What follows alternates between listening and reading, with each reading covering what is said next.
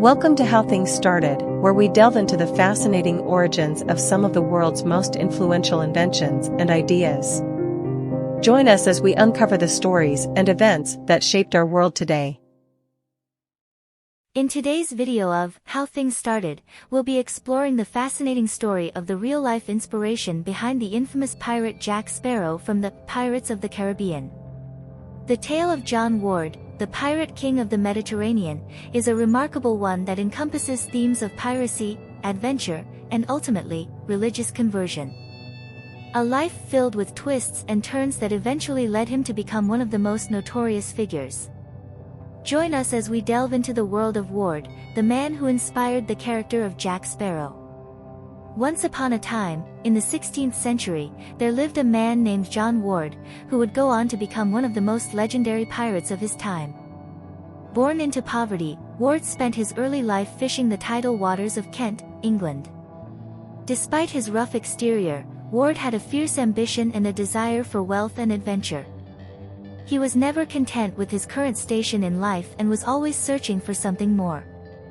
Ward's early life was filled with many hardships. He grew up in a small fishing village, where life was difficult and resources were scarce. His parents worked long hours, fishing the waters in order to put food on the table. However, they could barely make ends meet, and as a result, John grew up in poverty. But, despite his difficult upbringing, John never lost his drive and determination. He was always searching for a way to improve his life and the lives of those around him. After the defeat of the Spanish Armada, Ward saw an opportunity to make a name for himself. He became a privateer, plundering Spanish ships with the blessing of Queen Elizabeth I. He quickly made a name for himself as a fearless and cunning pirate, striking fear into the hearts of Spanish sailors. However, when the Anglo-Spanish War came to an end, privateering was banned and Ward was out of work. One day, while booked in Portsmouth, Ward heard a rumor about a merchant ship loaded with the possessions of a Catholic merchant, about to move from England to France. Ward saw this as a chance to turn his life around, and he rallied 30 of his seafaring friends to seize the vessel. However, the Catholic merchant got wind of their plot and moved his possessions, leaving Ward with a stolen vessel but no valuables. Undeterred, Ward set sail into the English Channel, and his luck changed when he encountered a French merchant ship. After feigning friendship, Ward revealed his true intentions and seized the ship, along with its crew. This was the beginning of a new chapter in Ward's life. From that moment on, there was no stopping John Ward. He sailed to Cawsand in Cornwall, recruiting a band of smugglers and fishermen to join him on his journey. Ward and his crew headed for the Mediterranean, where they plundered traders, merchantmen, and galleons, becoming one of the richest and most notorious pirates of his time. They would often spend their spoils on exotic foods, expensive drinks, and wild parties. Ward's reputation as a daring and successful pirate spread quickly, and soon sailors from all over the world were eager to join his crew. However, his success was not without challenges.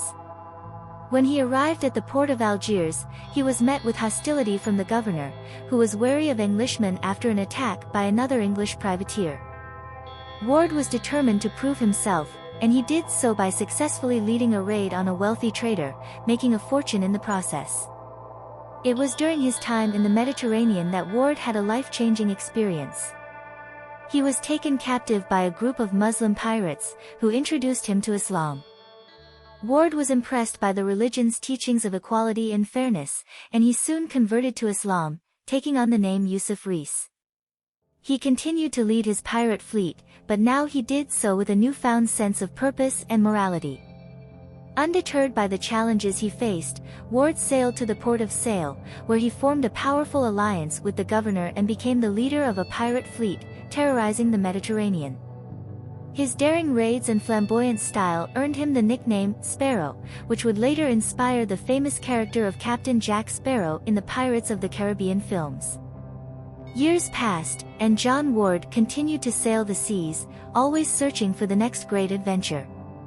He built a powerful pirate fleet, recruiting sailors from all over the world who were drawn to his fearless leadership and his legendary reputation. His fleet grew in size and strength, and he became a powerful force on the high seas, striking fear into the hearts of merchants and sailors alike. But despite his fearsome reputation, John Ward was a man of honor. He adhered to a strict code of ethics, and he never attacked ships that flew the white flag of surrender. He was also known for his kindness and generosity, particularly to those in need. He would often use his wealth and power to help those less fortunate, and he was greatly respected by all who knew him. In the early 17th century, Ward was a notorious figure in the central Mediterranean. He had become a master of the seas and was known as the King of the Sea. Ward conveyed a bold declaration to King James I. "Go tell the King of England, go tell him this from me. If he reigns as king of all the land, I will reign as king at sea."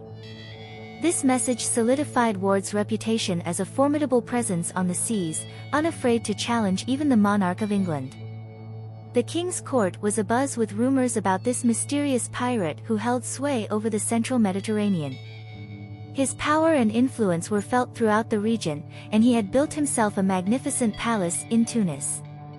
The palace was described as a fair palace beautified with rich marble and alabaster stones, and it was home to 15 Englishmen who had converted to Islam and become his loyal followers.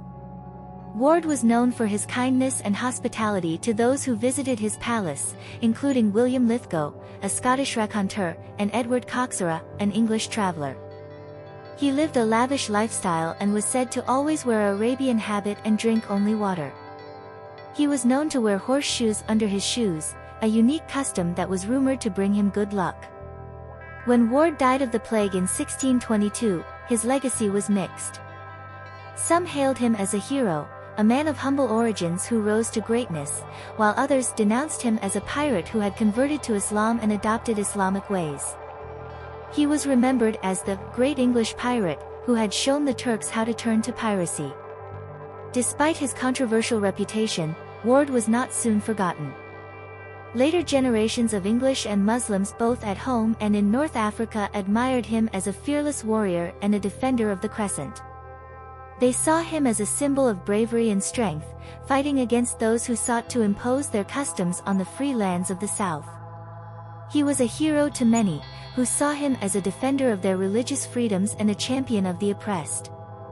His legacy lived on, and he was remembered as a great mariner and a champion of freedom, who refused to be limited by his humble origins. In conclusion, the story of Ward, the real-life inspiration behind Jack Sparrow, is a fascinating tale of a man who rose from humble beginnings to become a legendary pirate and a leader in the community. It's a reminder of the complex and diverse characters that make up history, and how they continue to captivate and inspire us today. We hope you enjoyed learning about Ward and his journey from piracy to Islam. If you found this video informative and entertaining, please hit the like button and don't forget to subscribe to our channel for more interesting content.